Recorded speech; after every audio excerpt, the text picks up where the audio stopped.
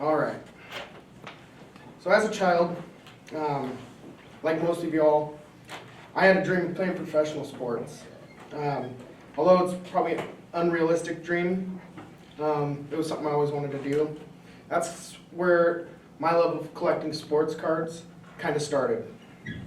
To date, I would say I have probably 200 to 300,000 cards. I just enjoyed going to the card store with my dad, opening cards, hoping to just pull out one guy you've been looking for. So on that, I'm just going to give you a little bit of history on the actual sports card itself.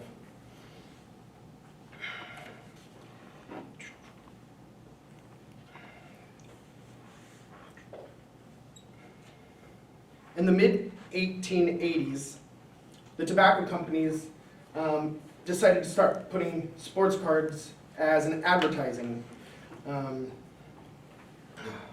their packs of cigarettes, chew, and whatnot. They weren't really meant to keep, so a lot of them don't exist today.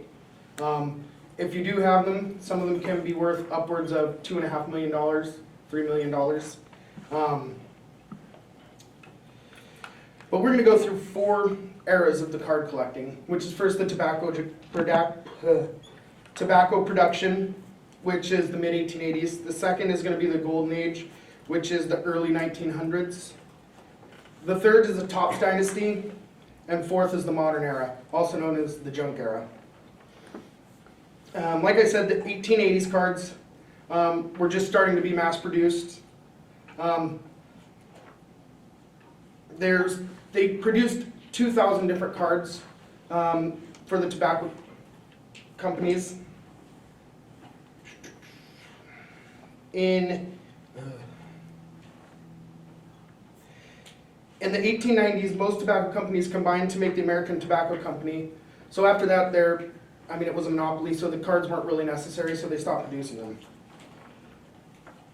them. Which kind of brings us into the Golden Age, which is between 1909 and 1915. The government sued to break up the tobacco company, which ultimately forced them to pick back up and start making sports cards again as promotional tools. The set also included the 1915 Honus Wagner, which there's only about 50 known to exist, which has been sold for $3.6 million.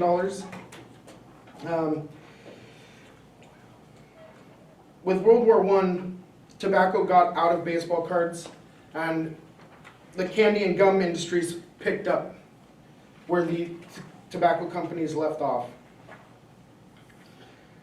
Which brings us into the Topps Dynasty.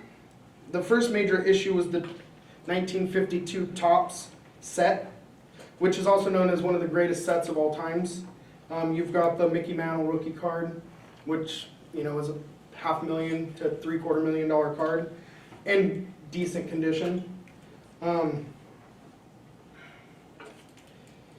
But one of the greatest sets of all time is the 1956 Topps. It was also the year that Topps bought Bowman Gum Company, and they started to put bubble gum into the baseball card pack.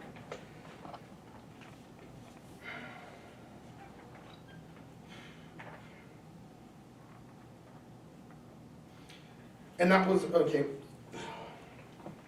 And Topps was the only producer of baseball cards until the 1980s, which leads us into the modern era when the government basically, or the other companies sued Topps where they could start producing cards as well, which is Fleer, Donruss. Once the companies got into it, kind of brought us into the modern era, which is also known as the junk era because everything was mass-produced. In 1989, just kind of an example, the Ken Griffey Jr. card, everybody wanted his rookie card. But it's kind of a gamble. You have to spend so much money, open up every pack.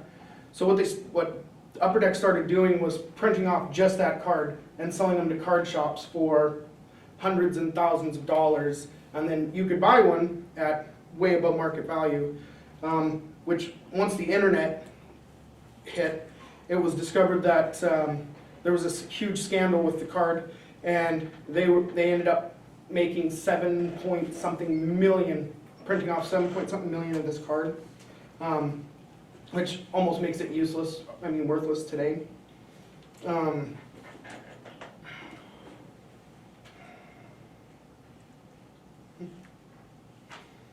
Okay, well, to summarize, the 4 big eras in the history of sports cards was the tobacco production, the golden age, the Topps dynasty, and the modern era.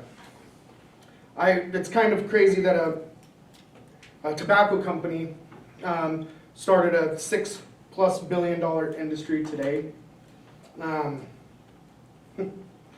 Yeah, thanks.